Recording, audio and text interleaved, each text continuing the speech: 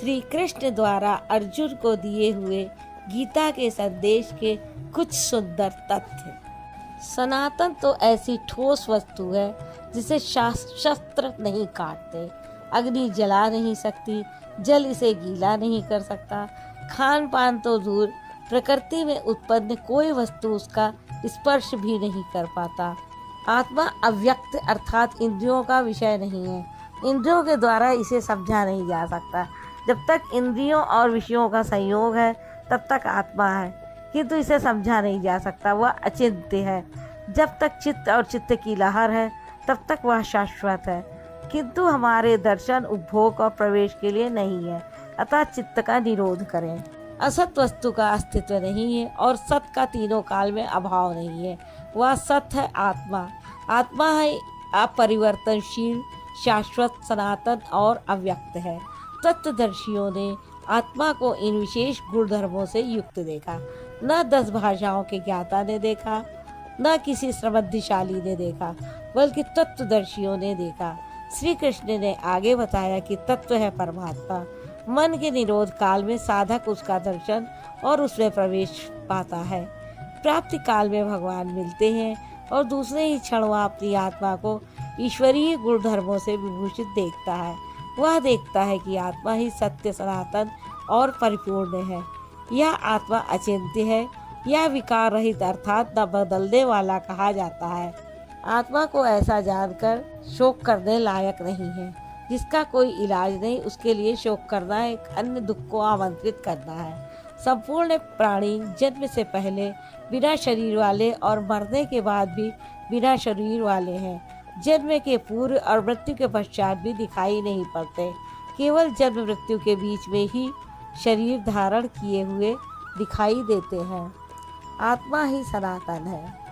संपूर्ण गीता में इसके लिए 2 ही मार्ग हैं, पहला निष्काम कर्मयोग और दूसरा ज्ञान योग। दोनों मार्गों में किया जाने वाला कर्म एक ही है। स्वधर्म देखकर भी भय करने योग्य नहीं है, क्योंकि धर्म संयुक्त युद्ध से बढ़कर अन्य कोई परम कल्याणकारी मार्ग क्षत्रिय के लिए नहीं है।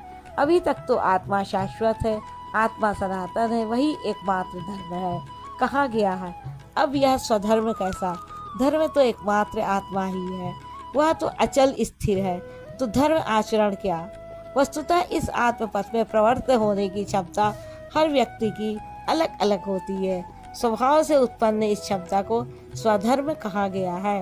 इसी एक सनातन आत्मिक पथ पर चलने वाले साधकों को महापुरुष ने स्वभाव की क्षमता के अनुसार 4 श्रेणियों में बांटा: शूद्र, वैश्य, क्षत्रिय और ब्राह्मण।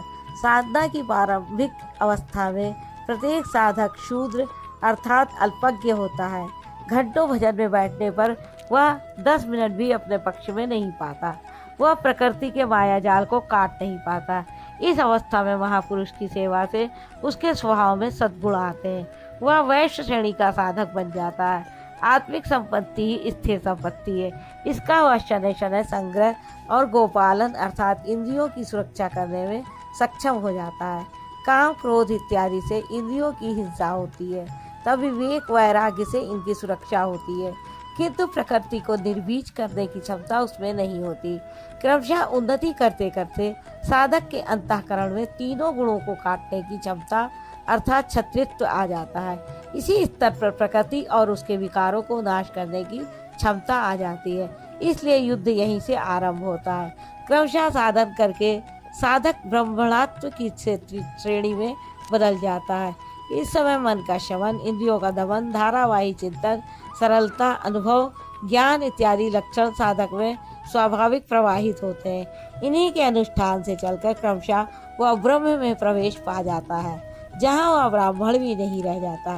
राजा जनक की सभा में महर्षि याज्ञवल्क्य ने चाक्रायण, उशस्तिक, कहोल, आरुणि, उद्दालक और गार्गी के प्रश्नों का समाधान करते हुए बताया कि आत्म साक्षात्कार का पूर्णतया संपादन करने वाला ही ब्राह्मण होता है। यह आत्मा ही लोक, परलोक और समस्त प्राणियों को भीतर से नियमित करता है।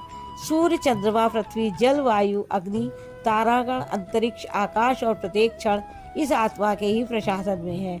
आत्मा अंतर्यामी अमृत है, आत्मा अक्षर है, इससे भिन्न सब नाशवान है।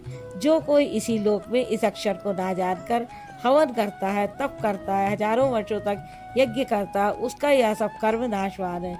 जो कोई भी इस अक्षर को जाने बिना इस लोक से मर कर जाता है, वह दयनीय है, कृपण है, और जो इस अक्षर को जानकर इस लोक से मरकर जाता है, वह ब्राह्मण है। राधे राधे।